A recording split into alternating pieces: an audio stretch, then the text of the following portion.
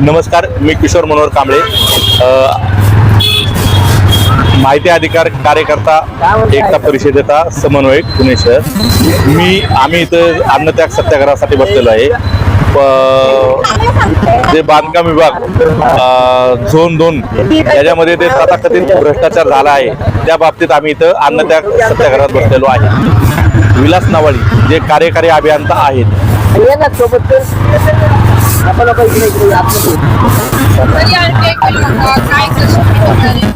आता आम्ही या प्रकरणामध्ये 2022 पासून आम्ही या प्रकरणाचा छडा माहिती घेत आहे। या माहितीमध्ये आम्हाला अत्यंत म्हणजे एकदम माहिती भेटली की त्यामध्ये विलास नवाळी यांनी जी शासनाची 100 गुंठे जी जागा आहे ती विकसकाला विकसन करण्यासाठी दिलेली आहे। त्याचे आमच्याकडे सर्व पुरावे आहेत आणि आम्ही ते पुरावे घेऊन आम्ही मुख्यमंत्री, नगर विकास मंत्री, आपले पुणे महानगरपालिकेचे आयुक्त, शहर अभियंता, अधीक्षक अभियंता या सर्वांना त्यांची तक्रार केलेली असताना देखील त्यांनी कुठलीही आमच्या तक्रारीची दखल घेतली नाही। त्यामुळे आम्हाला हा अन्नत्याग सत्याग्रह करावा लागत आहे। हा आज पहिला आमचा दिवस आहे।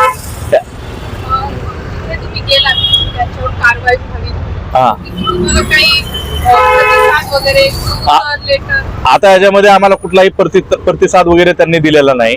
आम्ही त्यांच्याशी पत्र व्यवहार करतोय तर ते म्हणतात की आमच्या हातामध्ये नाही काय, आम्हाला जे वरिष्ठ सांगतील आम्ही त्या वरिष्ठांचंच ऐकू, आम्ही तुमचं काय ऐकणार नाही। आणि मी त्यांना जे काही हे दिलेले आहेत, आम्ही जे काही त्यांना पत्र व्यवहार केलेला आहे तो पूर्णपणे कसं आहे की पुराव्यानिशी केलेला आहे तक्रार। त्याच्यामध्ये संबंधित जो विकसक आहे किंवा जागा मालक आहे त्या जागा मालकाने पण सांगितलेले की तिथं 100 गुंठे जागा जी म्हणजे पुणे महानगरपालिकेचे ते आढळून येत नाही, हे त्यांनी त्याच्या खुलाशामध्ये सांगितलंय। तरी पण जे पुणे महानगरपालिकेचे जे अधिकारी आहेत, विलास नवाळी झालं किंवा खाडे झाले किंवा ते तत्कालीन जे राहुल साळुंके, छापेकर झाले, हे कुठली बाबतीत आम्हाला उत्तर देत नाहीत किंवा आम्ही गेलो तर आम्हाला ते बसू पण देत नाहीत किंवा काही करत नाहीत। ते म्हणतात तुम्हाला जे काय उत्तर द्यायचं ते आमचे वरिष्ठ देतील, असं म्हणून आम्हाला ते हेडसाल करतात आणि ते म्हणजे माहिती अधिकार ते मानतच नाहीत किंवा ते संविधानच मानत नाहीत, असंच त्यांचं म्हणणं। अतिक्रमण विभाग फक्त बघ्याची भूमिका घेतं। आता ते काय करतात की ते छोटे मोठे व्यावसायिक आहेत, त्या छोट्या मोठ्या व्यावसायिकावर कारवाई करतात, त्यांचे शेड पाडतात आणि आपली स्वतःची पाठ थापटून घेतात। पण जे धनदांडगे आहेत, जे राजकारणी लोक आहेत, त्यांनी जी 100 गुंठे 40 गुंठे जागा जी चोरलेली आहे शासनाची, त्याच्यावर कुठलीही कारवाई करत नाहीत। आता तुम्हाला एक एक्झाम्पल, आता जे ह्या विषयामध्ये बसलेलो आहे, आणखीन एक तुम्हाला सांगतो। वडगाव बुद्रुक बाळासाहेब जाधव म्हणून तिथले जागा मालक आहेत, पनुरे म्हणून ते विकसक आहेत, यांनी पाटबंधारे खात्याची 40 गुंठे जागा चोरलेली आहे। त्या बाबतीत मी त्यांना पत्र व्यवहार केला, त्यांना सर्व पुरावे दिले, पण त्या पुराव्याला त्यांनी कचऱ्याची कुंडी दाखवली, त्यांनी त्याच्यावर कुठलीही कारवाई केली नाही। पाटबंधारे विभागाशी मी पत्र व्यवहार केला। पाटबंधारे विभागाने त्यांना सांगितलं की संबंधित जागेचा आमच्या पाटबंधारे जागेशी संबंध असल्यामुळे तुम्ही दिलेल्या ज्या परवानग्या आहेत त्याचं पुनरावलोकन होणं गरजेचं आहे। तेवढं करूनही त्यांना पूर्ण भोगवटा दिला।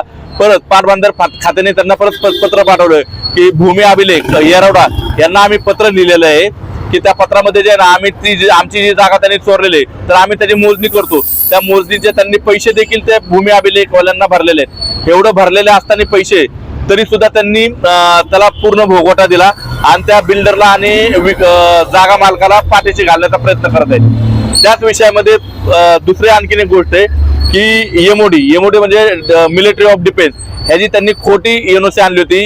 जागा मालक बाळासाहेब जाधव आणि महेश पनुरे यांनी, आम्ही त्याची तक्रार केली। तक्रार केल्याच्या नंतर गुजरातचे जे एमओडीचं म्हणजे गुजरातला एमओडीचं जे मेन ऑफिस आहे, तर त्यांनी पत्र देऊन त्यांना सांगितलं की संबंधित एमओडी ही जे थोमर आहेत कॅप्टन, त्यांची सही खोटी आहे आणि ही एमओडी खोटी आहे। तर ह्याच्यामध्ये त्यांनी त्यांच्यावर फौजदारी गुन्हा दाखल करण्यासाठी सांगितलं असताना यांनी त्या बिल्डरला 5 लाख रुपयाचा दंड मारला। दंड कुठल्या गोष्टीमध्ये मारतात तर दंड हा फक्त बेकायदेशीर काम केलेला असेल किंवा बेकायदेशीर शेड काढलेला असेल त्याच्यामध्ये दंड मारतात।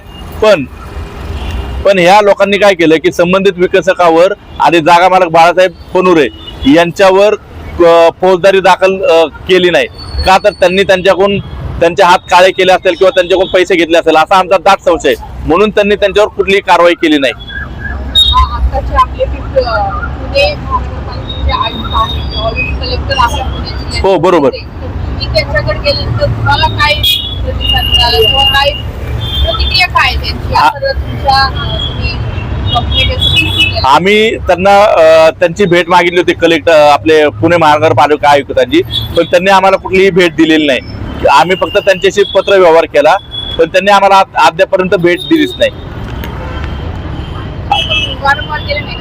वारंवार गेलो मी खाली अतिरिक्त ते बाहेरच जायचे सारखे, त्यांच्या ज्या विजिट होत्या आता त्यांचे हे चालू आहे.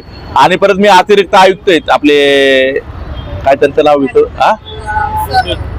नाही दिवटे नाही काय विसरलो मी त्यांचं नाव. मी अतिरिक्त जे आयुक्त आहेत तर मी त्यांना भेटलो, त्यांनी त्यांचा कागद खाली पाठवला, त्यांना म्हणले की याच्यावर तुम्ही चौकशी करा, पण अद्यापर्यंत त्यांनी ही कुठली चौकशी केली नाही. मी अतिरिक्त आयुक्तांना 2दा भेटलो.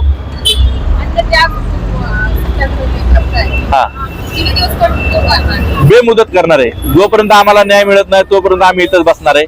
आणि आज जो सत्याग्रह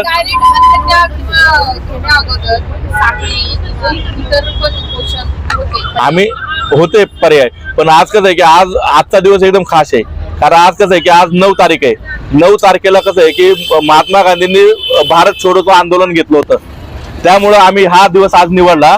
आणि भ्रष्टाचारी तुम खुर्ची छोडो या अनुषंगाने आम्ही आज हे आंदोलन घेतलेलं आहे.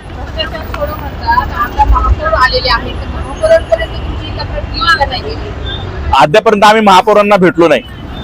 इथून आता कसं आहे की आम्ही त्यांनाही भेटणार आहे, त्यांनाही निवेदन देणार आहे, आणि त्यांचे प्रतिक्रिया काय ते पण आम्ही तुम्हाला लवकरच सांगू.